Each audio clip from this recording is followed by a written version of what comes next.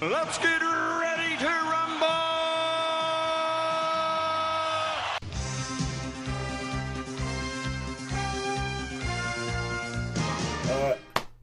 Hello and welcome to Netflix vs. Cinema, the podcast that has learned that this week we have people who are actually searching for us online. Isn't that right, Holly? Holly, who are we saying hello to? We are saying hello to Tim Richards Yep. and anybody else from the PwC New Law team. Oh, the PwC New Law team. That sounds like a quiz team name. Me and Sharon and I met at a movie quiz, and we had like all sorts of names, because you were I think you were Sharktopus. We started off as Sharktopus, and then we became Snow Beast. Okay. I forgot We started off as Sharktopus, yeah. I forgot what we were called. We were called the Something Unappreciation Society because there was a film. It was the Black Swan Unappreciation Society. That was it, the Black Swan Unappreciation Society, because we all thought Black Swan was overrated. Anyway, I'm doing this. I'm doing this back to front. My name is Tosin. I am the host. I'm based somewhere up in the Midlands near Birmingham in the UK. Joining me, as always, you've already heard them, on the Isle of Wight is Sharon Bolland. Hello. And joining us from London and bringing along a whole bunch of PwC. We're getting that PwC catchment area. That's like, the big sort of market share we've been after is Holly Neslin. Hello. Our London correspondent. A London correspondent who has been too busy having holidays and all that kind of stuff to have any time for us or to watch anything and tell us about it. But but this week you did, Holly, you have been a better person than I am, and you have gone and you have actually fulfilled a promise that we made a while back to Sharon, which I have yet to bring myself to do. You went and watched the film Persuasion on Netflix. So you can fully okay, look at Sharon's face. Oh, poor Sharon. Sharon, I'm I'm sorry having to remember it all over again. So for those of you, okay, for the PwC brigade, let me explain what's going on here. So Sharon is a massive Jane Austen fan. You've read, I'll say, probably all the books. I can't believe this. I've been saving one. I've never wanted to be at that point in my life where there was no more books to read. Like Alexander, who wept when there was no more worlds to conquer. I didn't want to be in that position where there was no more Jane Austen to read. So I have been saving one. So I haven't read Mansfield Park because I've been saving it, because I did not want to be in that position where there had no more to look forward to. Okay, now this raises questions. So at what point are you planning to read Mansfield Park? Are you never going to read it? Is that your plan? No, I am planning to read it, but it was one of those books where I've tried to read it once and I was like, nope, don't like it. And I thought, no. I need to be more mature to read this, because I read all of them like really back to back when I was in my 20s. And I thought, no, sometimes you need to read a book in your maturity rather than in your youth. Uh-huh. So I thought I did not want to be reading Mansfield Park, because it's a book I found challenging because it's their cousin. They're all cousins. And I'm like, I'm not going to marry my cousin. Why would you marry your cousin? It's just, that's just wrong. And so I need to be a bit more forgiving of the time. So I thought, no, I need to wait to be in a better place to read it. So I haven't read it yet. Okay. I will read it. Okay, and at this point in time, I realize I'm in the middle of an explanation, but I have a tangent to go on because Sean isn't here, so I'm going to have to do his tangent game for him. But it's funny you say that, because I remember Firefly, the TV show Firefly, and I remember watching, there's 15 episodes. I remember watching 14 of them and then not watching the last episode for something close to a year, because I knew that it'd been cancelled, and it's one of the great travesties of TV that Fox cancelled Firefly and never let that series actually leave, and everybody goes, you idiots! So we only have 15 episodes, and I remember not watching the final episode for about a year because I was like, well, once I finish it, there's no more Firefly, and so I kept that. So I totally understand that. But anyway, we have to talk about that and Joss Whedon and problematic behaviour. So maybe there were benefits in that, even though it made me very sad that they cancelled it. Well, no, but if you're gonna say that, are you gonna say it would have been better if we'd only had one season of Buffy? Good point. Okay, all right. Anyway, okay, back to the thing I was talking about. Persuasion. So Yeah. Sharon is a Jane Austen fan, and Netflix released a version of Persuasion, which is Sharon's favorite Jane Austen novel, starring Dakota Johnson. I always need to get that right and not say Fanning. And so starring Dakota Johnson, and Sharon hated it. a lot of the internet hated it. The Jane Austen corner of the internet that we found out about exists hated it because they all jumped onto our review and they all went, yes, you're right, this sucks. Oh my God, I can't believe Netflix did this. And so we all, because of that time, obviously, we're not used to having a lot of attention from anybody. People were showing us attention, so we were like, Sean and I jokingly went, you know what? If this review that we put up on YouTube hits 500 views, we will watch Persuasion, thinking it will never happen. The fools we were. We didn't realize the power of the Jane Austen internet. It went way past 500, so Sean and I have a standing promise to watch Persuasion, which I'm scared to do because I'm really, really scared that I might like it. And after after Sharon's, and I feel like that's the wrong answer. It's absolutely the wrong answer. if you go into a Persuasion review on YouTube, you will see Sharon's passionate dislike of this film. Let me put it that way, and you will see why it is the wrong answer to like Persuasion, and I'm scared I might like it, which is part of the reason why I've been putting it off. But Holly, you now understand everything Sharon was on about. I do. I enjoyed the beginning of it more than Sharon, but that's arguably because it would be impossible to enjoy it less. Very low. I found some of the things that Sharon found irritating a little more endearing / comedic. But fundamentally, oh goodness, heavens above, and all of the profanities I use on work calls that I don't actually use here. What? Okay, cool. Okay, all right, fine. I will eventually go there, and we shall do that. We shall do that. But anyway, so you managed to watch all these things. But what we usually do on this podcast is we go to the cinema and we watch a couple of things. And then we come back and we watch a couple of things on streaming sites, and we rate them all out of 5, take an average, and see where our money has been better spent this week. This week we have 2 things in the cinema. So Sharon, you and I are representing cinema today. What did you see in the cinema? I went to see Black Adam at the cinema.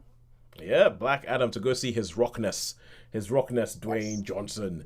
And I saw that, and in addition, I saw Barbarian, which is the horror movie that everybody is talking about. It's one of those ones where people are like, don't find out anything before you do it. So when it comes to review it, it's going to be interesting to try and talk about a film in which you shouldn't really talk about anything before go see it. And at home, Holly, we have landed stuff in your lap. What are the 2 things you are bringing to go up against Black Adam and what was the other thing I said? Barbarian. So we agreed, and I'm going to have to speak for Sean here as well on Rings of Power and House of the Dragon. Though I could also drag in a whole host of other random things I've watched this week, including very poor horror film. But I'll save that for another day. Save that for another day. As anybody who's listening, the PWC Brigade will know that obviously we are a very, very disciplined podcast. We haven't just spent 17 minutes talking about nothing. So we are a very, very disciplined podcast. And so we will say, no, keep all that random rubbish out. And we're going to stick with the pre-appointed rubbish of Love of the Rings of Power, and House of the Dragon. So let us kick off. With our film in cinema, as is our want, and we're going to kick off with Black Adam. So Sharon, would you like to tell us about this? Give us a preview of what Black Adam is all about.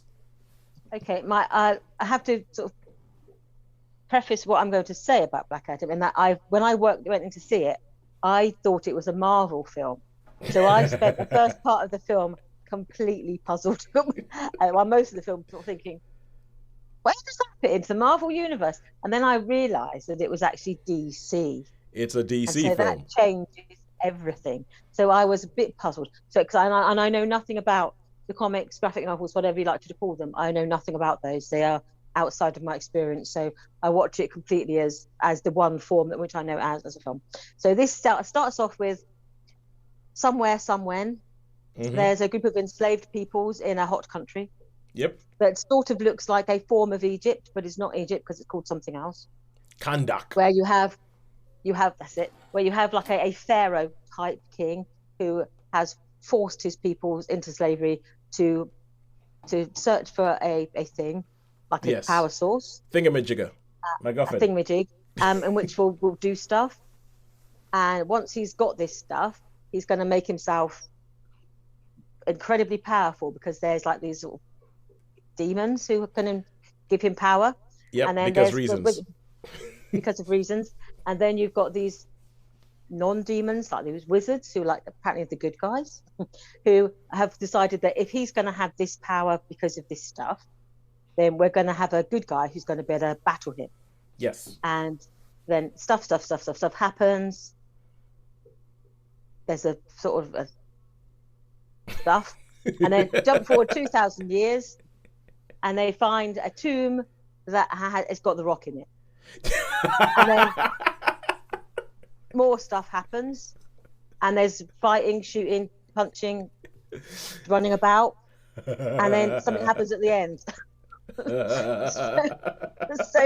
I love this. I love this as a summary of superhero film. Yeah. And so there's stuff goes on. A lot of it. And most of it featuring Dwayne Johnson. Then superhero stuff happens. Superhero film stuff happens.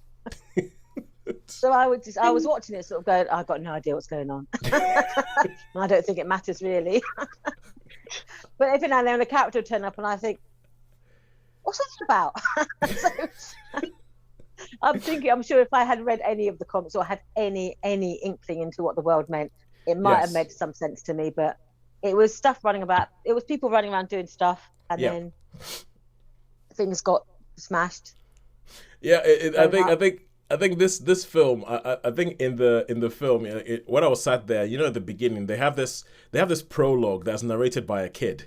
And it's sort of like, and they talk about, this thing, and there's this thing called Ethereum. There's an element called Ethereum that this king has enslaved his people to go find so he can get this crown. And once they said that, I almost went MacGuffin in the cinema. Because, from the word go, I was like, it's going to be one of those films. It's going to be one of those things where we have the MacGuffin. And if anybody doesn't understand what the MacGuffin means, it's a term that was coined by Alfred Hitchcock. And it just meant the thing in the film that means that you have all this action. It's like, this thing is the excuse for the... What is the thing? It doesn't really matter. It's a MacGuffin. It doesn't matter what it is. Doesn't matter what it does. It's there for reasons. But because this thing is here, you can have a good guy, you can have a bad guy, you can have a fight.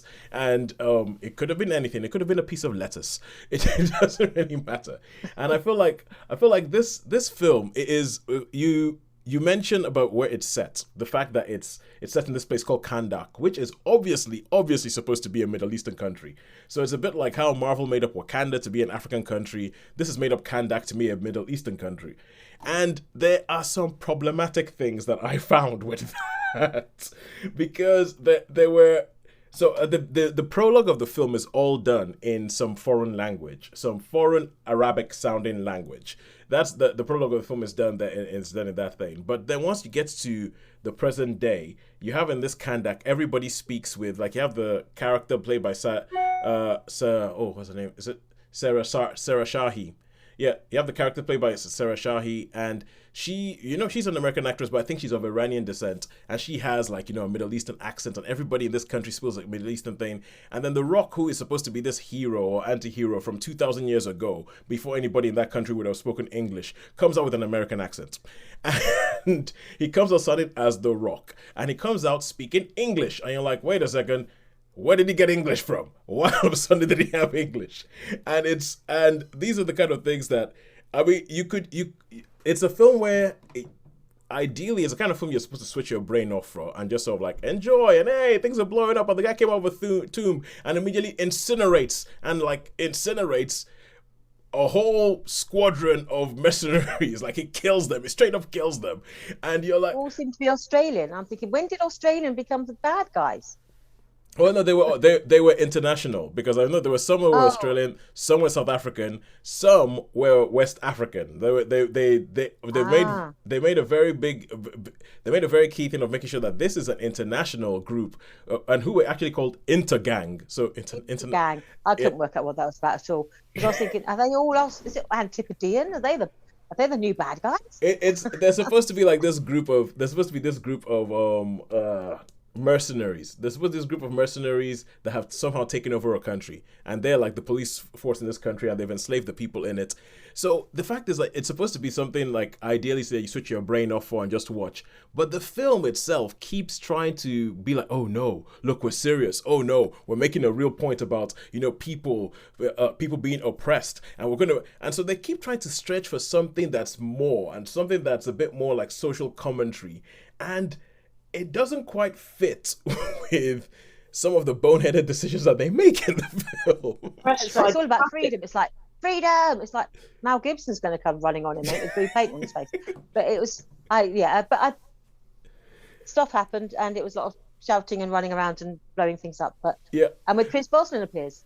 Pierce Brosnan. Oh no, okay, no. Pierce Brosnan as Dr. Fate is actually one of the cool things. It's one of the cool things. And so, but Holly, you just asked the question. I missed it. I was just going to say they're all being oppressed by the classic combination of the Australians, the South Africans, and the West Africans, who are renowned for their collegiate working together.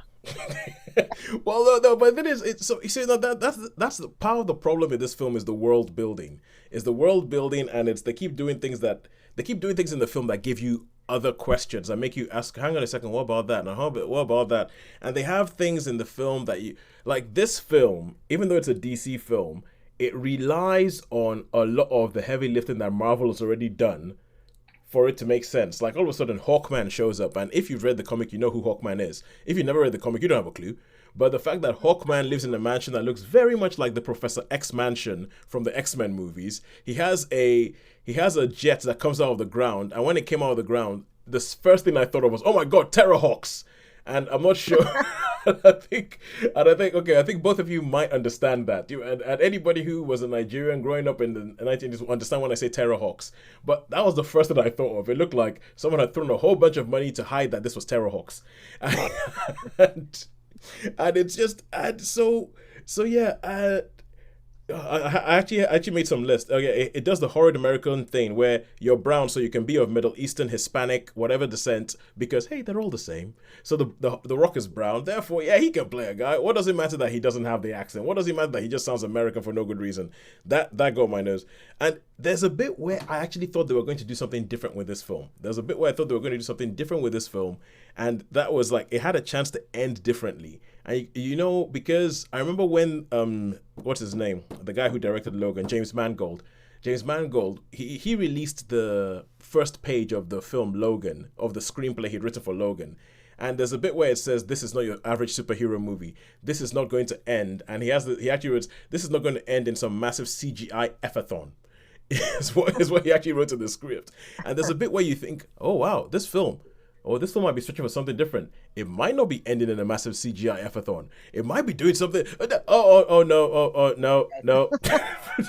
No, it was a fake out. There was a bit where you think that they're going for something bigger. They're going for something a bit more philosophical. They're going for something a bit more thinky, and then they go, oh no, oh no, CGI punching CGI, and it's just kind of like, and I think one of the things I came up with this because The Rock said that he wanted to make Black Adam because when he was growing up, Black Adam was the only superhero he saw in comics that looked anything like him. And I think that is admirable. But the thing is, The Rock does representation within genre, but his number one aim is to be commercially successful. So he kind of like, when he did the Fast and Furious movies, he wanted to have stuff from his Samoan heritage, but in a very kind of like, yeah, look at that. So we've gone to Samoa. Okay, now we're going to just go and do the normal thing that we usually do. And so there was a chance to do more with this film, but I think what The Rock is most concerned about is that it's commercially successful, which is not to be sniffed at. It has been very successful. Yeah, he's a very... Moana, another tie into so big. Yeah, but I think commercially successful. Yeah, Moana had a lot more authenticity than this does. So, so in the, I think last week I remember saying last week that this was this could only ever be a 3-star. Even if this achieved all of its aims in life, it would be a 3-star film.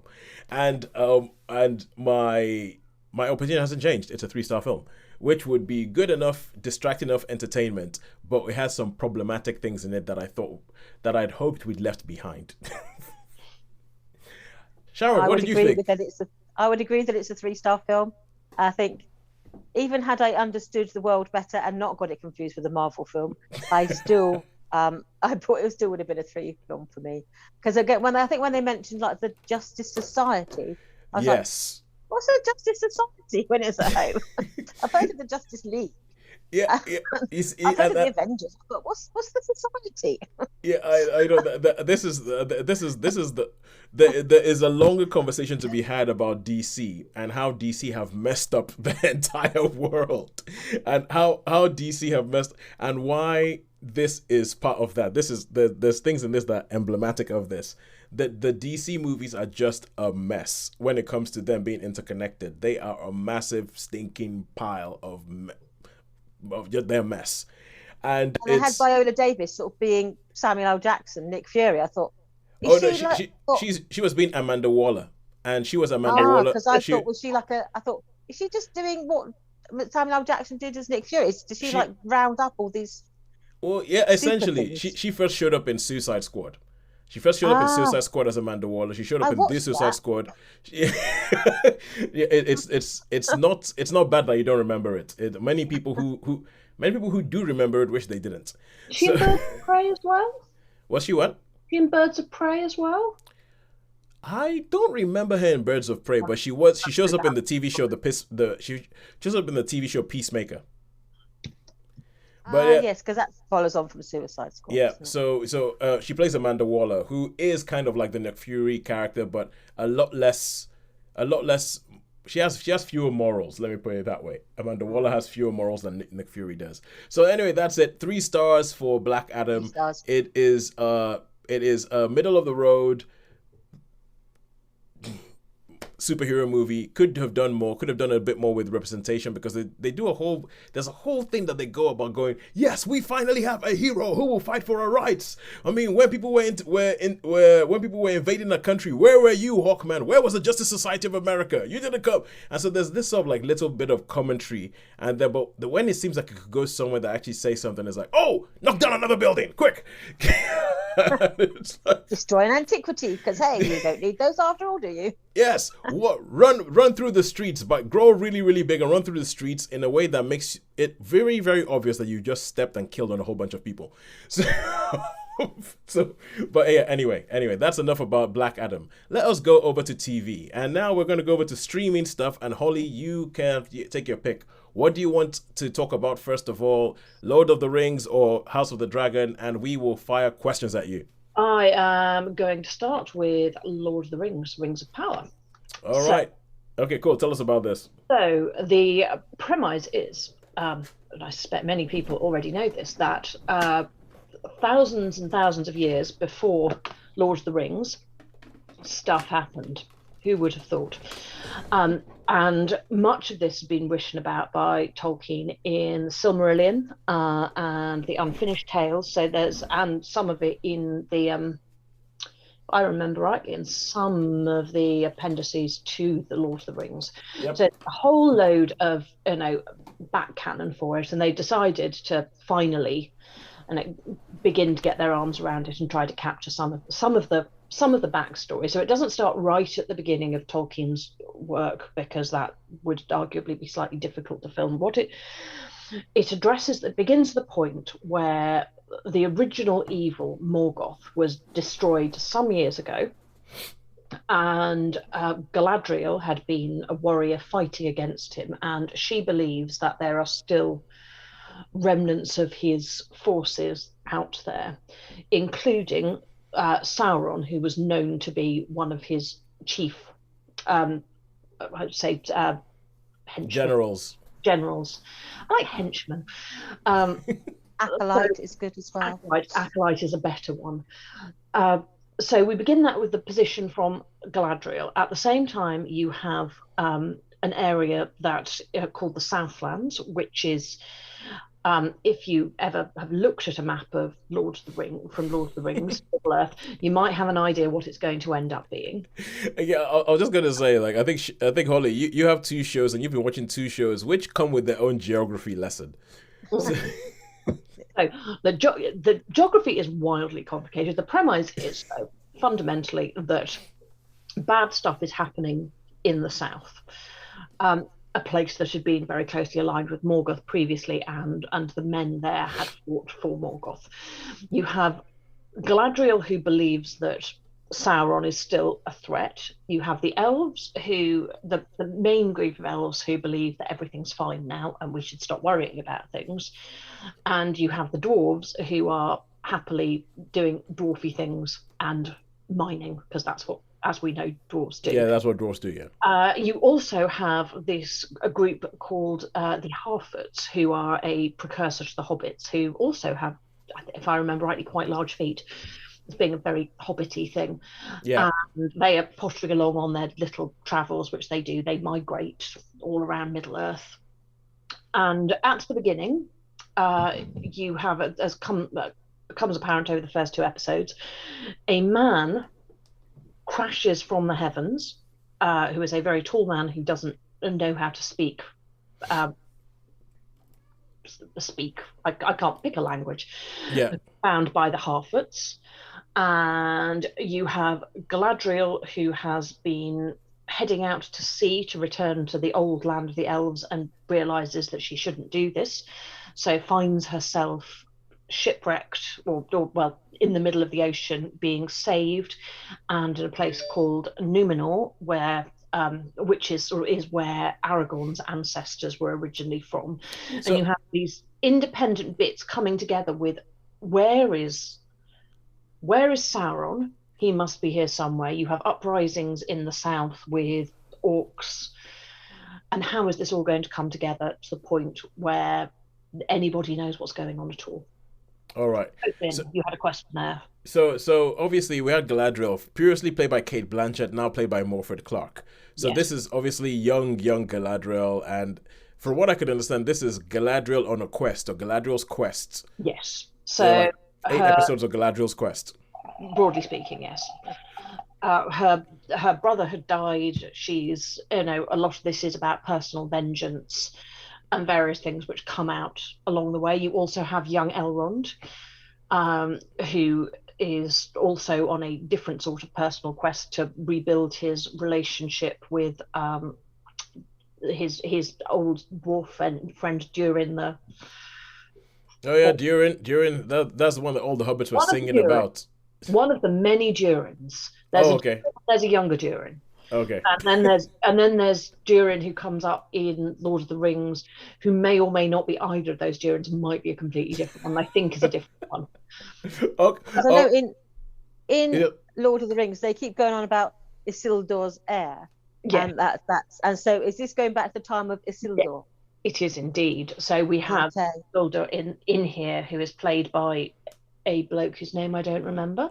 His father is one of the key characters, who is a general from Numenor, and is therefore all part of this coming together of elves and men to battle against evil that is rising.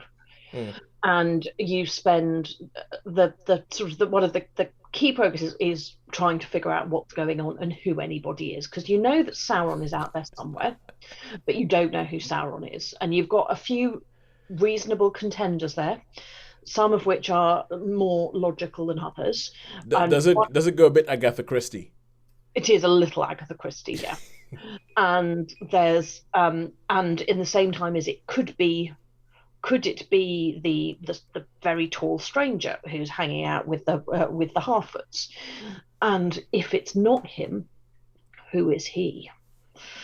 So there's a lot of this unfolding against beautiful, beautiful scenery. I mean, the cinematography is wonderful. It's a beautiful thing to watch, regardless of your views on the contents and its pace. It's visually stunning. Well, you would hope so, because this was reportedly the most expensive TV show ever made. Fortune, yes. Yeah, and the production values do pay off in just how beautiful it looks. It sort of slightly knocks your socks off how stunning it is and how they're able to capture things. It's a real joy if you love Lord of the Rings and you love which is not consistent to everybody who has watched it. But if Yeah, you're true. interested in the geography and what places are and what places were, and seeing how it all fits together. So you obviously love Lord of the Rings. I love Lord of the Rings, You yes. love Lord of the Rings. So I have two questions for you. Number And I've read one. the book many times as well, I should add.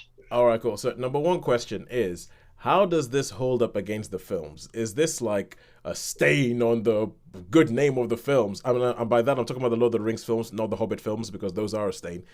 Um, uh, so I'm talking about how does it hold up against the Lord of the Rings films, and how did you get on with it? How much did you like it? Two questions. Okay, I think actually it holds up reasonably in comparison to the films. It's slower.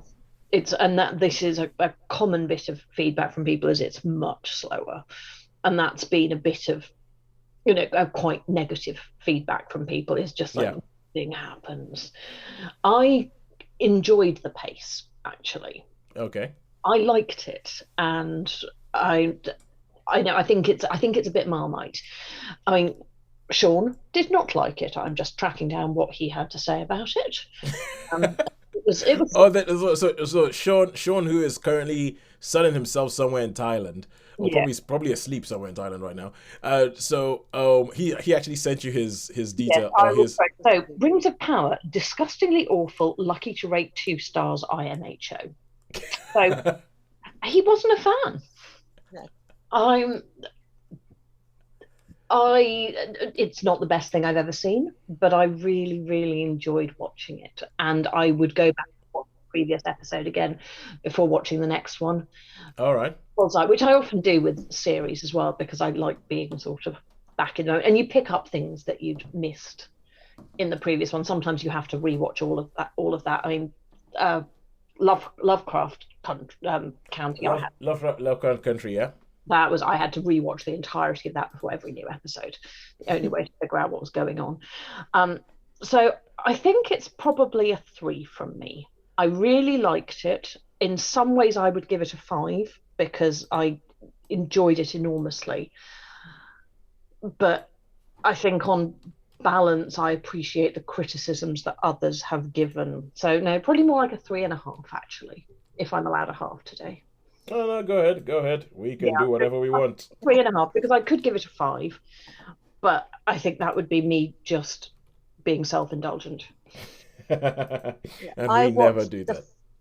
I did watch the first episode of it, but then I wasn't into it enough to watch it all, so I didn't carry on with it. And my oldest brother has been a Tolkien fan since his youth, and he's now in his 50s. And he utterly despised it.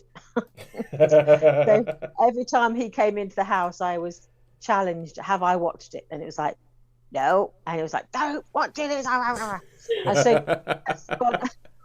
so he has gone and rewatched the Lord of the Rings trilogy, and he's made sure his children have been watching them so that they're not polluted by any influences of anything else. Exactly the same. So I've rewatched the trilogy and I've rewatched all of the Hobbit films.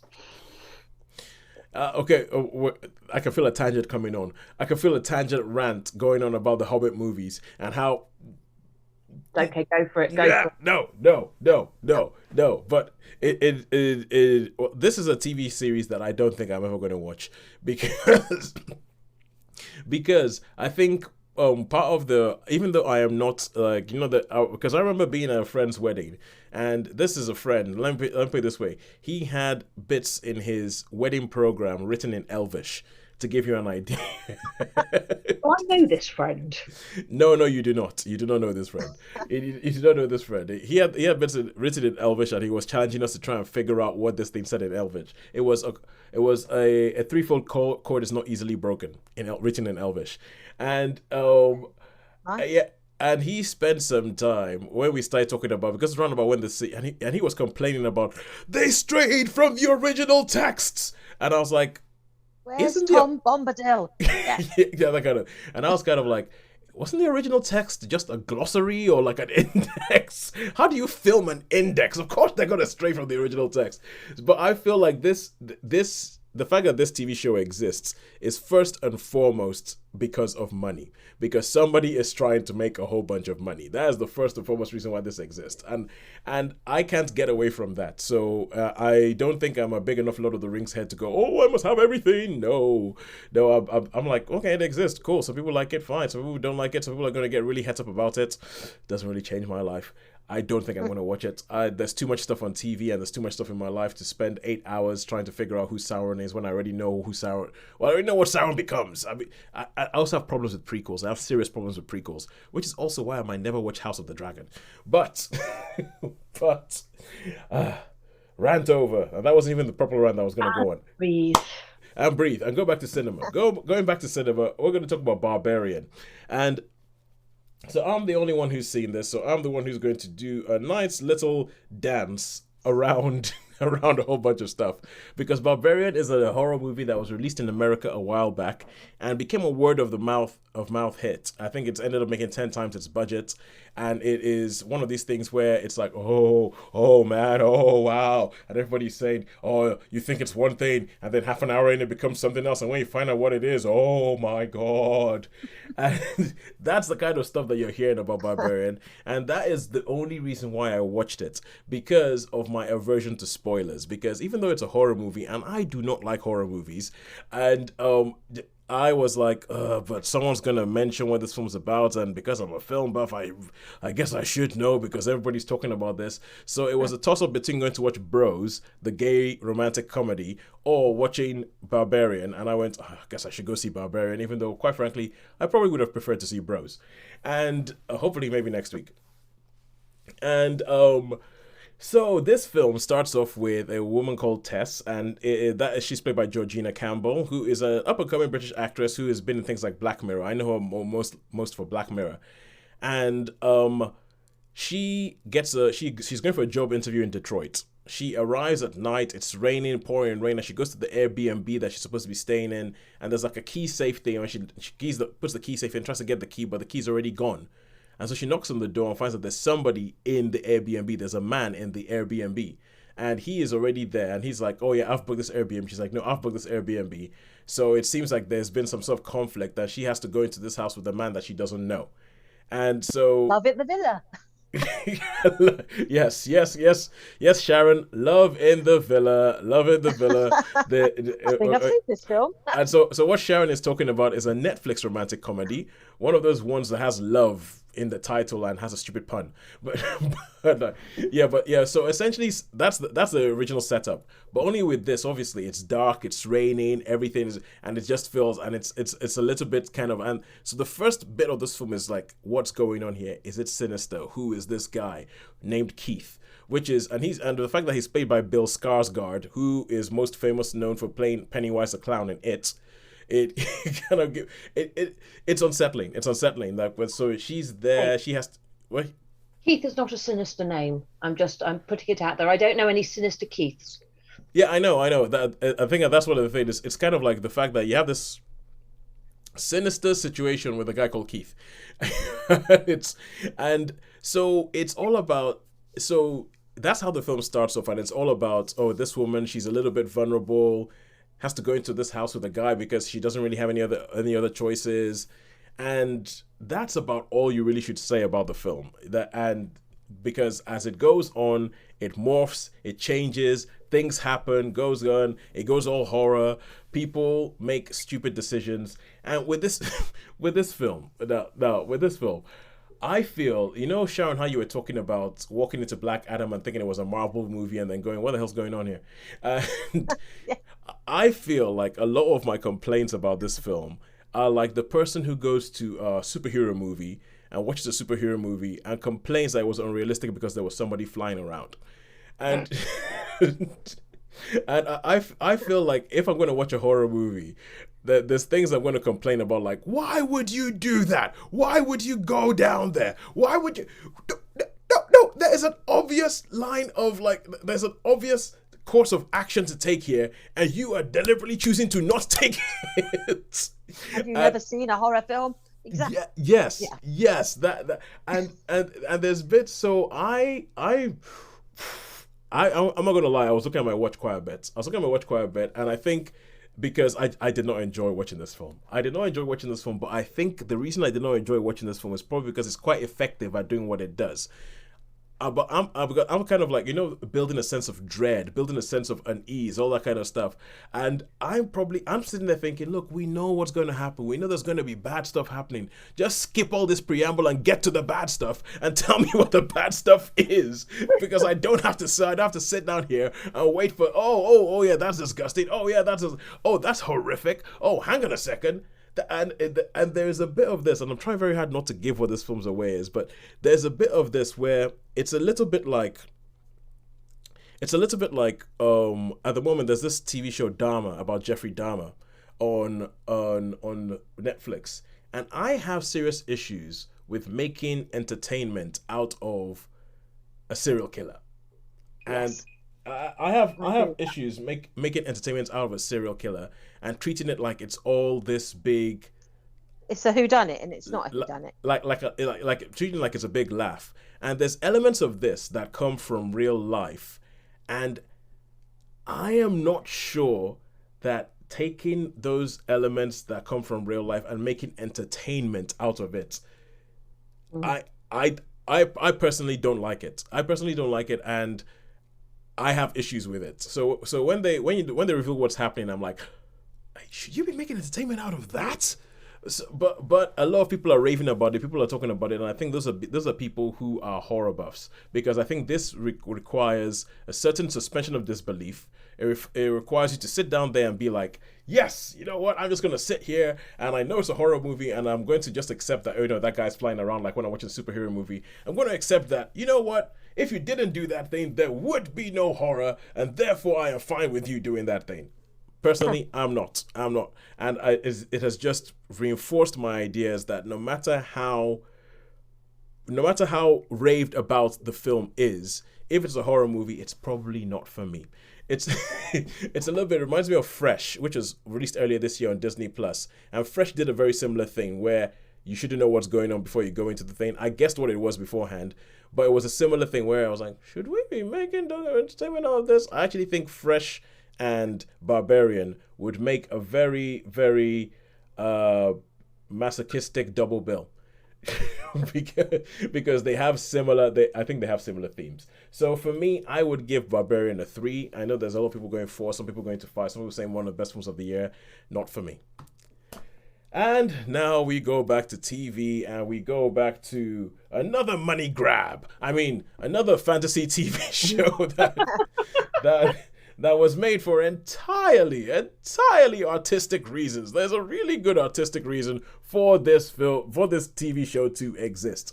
And this is House of the Dragon. So, Holly, tell us about House of the Dragon. I have seen this as well. So I've seen the whole series as well. Oh, Sharon, you've seen it as well. Okay, cool. So both of you, tell me about House of the Dragon. Try and convince me to watch this thing. I'll give an initial bit of context before handing over to Sharon, who will articulate things far better than I can at the moment. House of the Dragon is a prequel to Game of Thrones. I wonder why they made this show.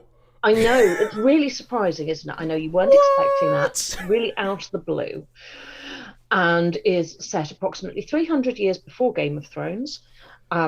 Focusing on the Targaryen dynasty at a point where they head for some really epic infighting.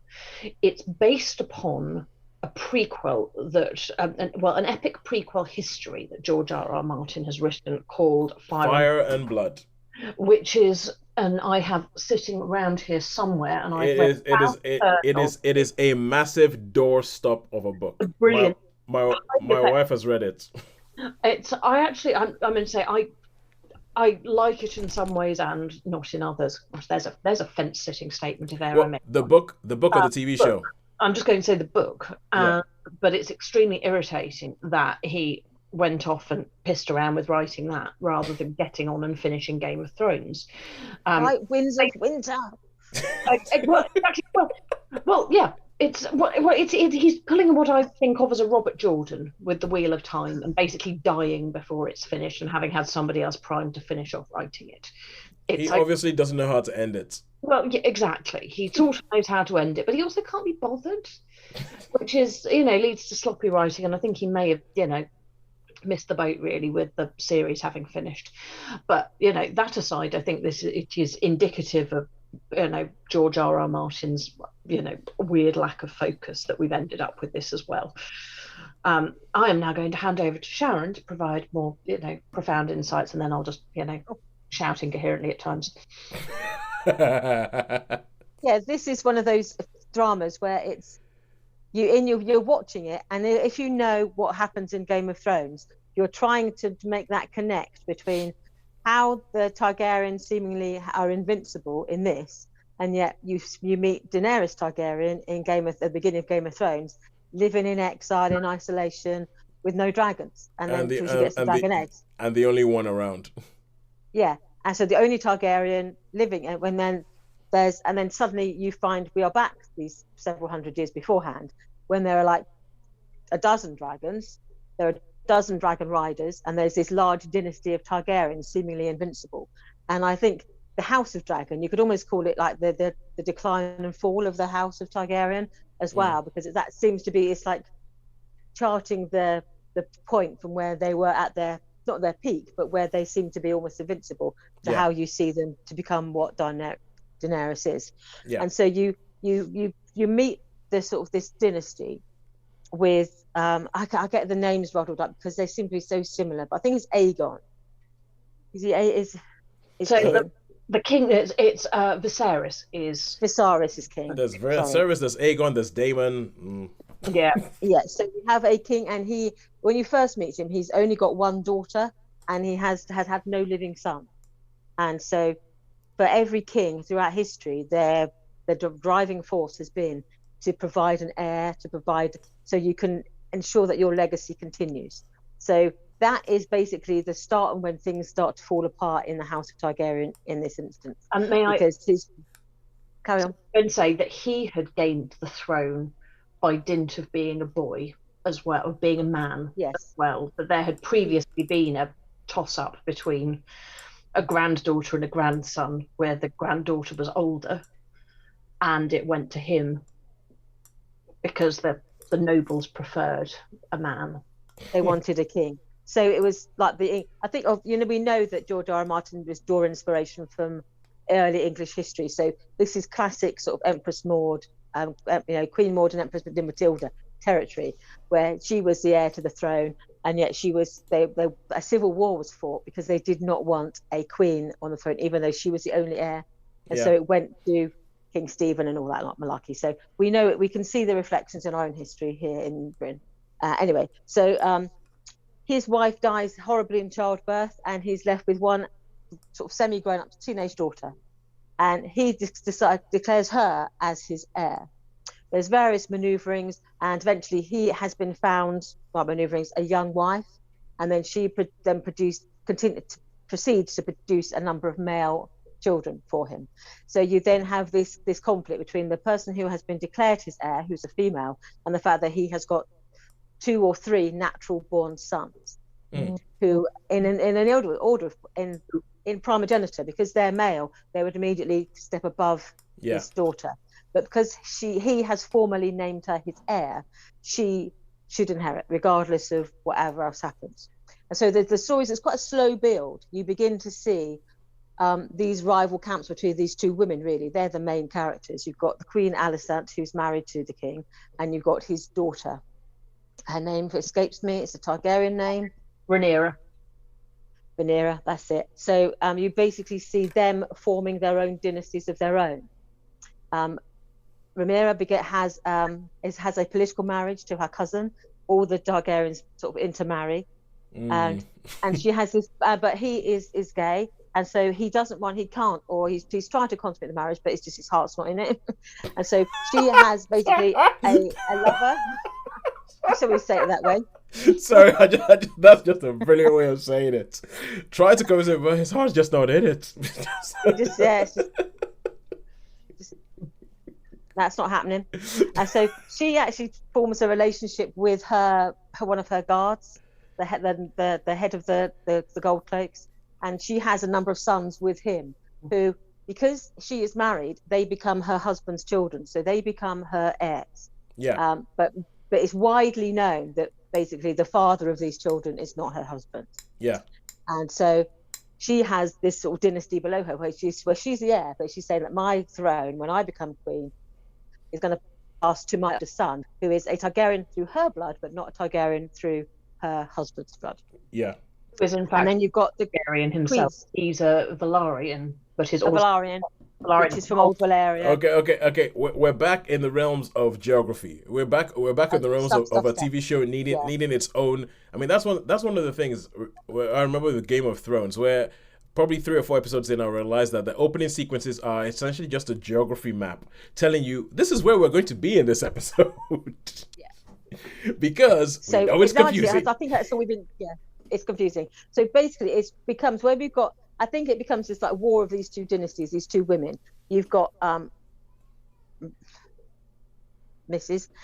With her children, and then you've got the sort of Targaryen children, and you can see that this is setting up. It's going to become a battle, and as the drama goes over about 20 years, so you see them when they're very young to when they're mature, and it's like the last years of the king's life, and you can see how these two camps are forming.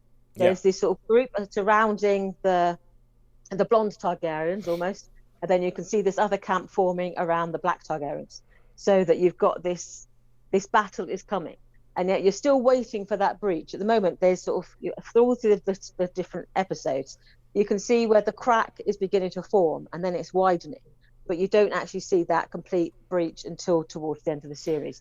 So it's the setting up of a major civil war within the Targaryens and dragging all the rest of Westeros in with it. And right there, you put your finger on why I might never watch this show, because that is the thing. We know we're going towards this thing. We know we're going towards this breach, but this is an American TV show, and this show exists purely to cash in on the fact that Game of Thrones is a big, massive hit, and they don't want to let go of that cash cow, so they've made another thing that's made in that universe, and they're going to drag this thing out. So I can guarantee you that by the end of this season, this conflict doesn't happen, and it's kind of like come back for season 2 for more conflict. Am I right? Yeah, it comes. I knew it. You don't. This, I would say, this is almost like a prequel to the next. This is like building up to the big stuff which is probably going to come in the next what season. is referred to as the Dance of the Dragons is. But it works well. That's the thing. It gives. Yes, it's a prequel, and it is obviously a delightful cash cow, but it wouldn't. You couldn't do it faster. You need to sort of. You are sowing the seeds, aren't you? You reap what you sow. So they are sowing the seeds of what is, and you can see that it's because of this. They've had this inbreeding. The Targaryen thing is that you marry your brother. You see brothers and sisters get married and have children, and you see that Daemon Targaryen marries his niece, who's played by Rhaenyra Targaryen. I never get the names right. They marry each other and they have children. So it's this interbreeding that we know the downfall of the House of the Dragon is madness most of the time, brought on by inbreeding. They say when a Targaryen's born, the gods toss a coin. Toss a coin, yeah. So whether it's going to be mad or not. Yeah. Oh, okay. So fine. I mean, did you enjoy it? How many stars would you give it?